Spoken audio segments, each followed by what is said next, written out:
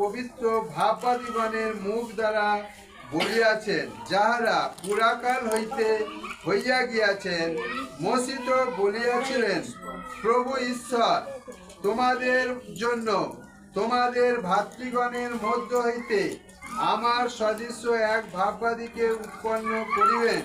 তিনি তোমাদিগকে যাহা যাহা বলিবেন সেই সমস্ত বিষয়ে তোমরা তাহার কথা শুনিবে।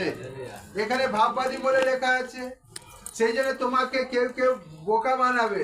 দেখো এখানে লেখা আছে যিশু একজন ভাববাদী। মসি বলেছে তোমার ভাতৃগণের মধ্যে হইতে একজন ভাববাদী ঈশ্বর উৎপন্ন করবেন। এখানে থেমে গেলে হবে না। যেমন আমি কল্পনাদির বাড়িতে এসেছি, আমি যদি বলি কল্পনাদি ভাত, আর কিছু বললাম না, তাহলে কল্পনাদি কি ভাত? না। তাহলে কল্পনাদি ভাত রান্না করছেন, কি কল্পনাদি ভাত খাচ্ছেন, কি কল্পনাদি কাউকে ভাত দিচ্ছে, বা কল্পনাদি ভাত রাঁধবে বলে চিন্তা করছে। তাহলে যতক্ষণ না শেষ পর্যন্ত আমরা জানবো, তাহলে আসল মানেটা আমরা বুঝতে পারি না। তাহলে এখানে বলছি একজন ভাববাদী তো উৎপন্ন করবেন।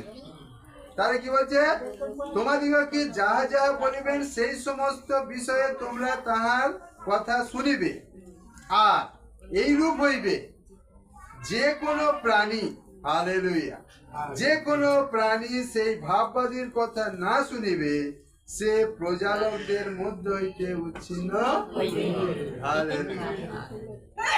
ভাববাদী তো অবশ্যই, কিন্তু তার কথা যে না শুনবে সে প্রজালোকদের মধ্যে উচ্ছিন্ন হবে। মানে কি? যদি কেউ যিশুকে বিশ্বাস না করে সে স্বর্গে যাবে না। হালেলুয়া।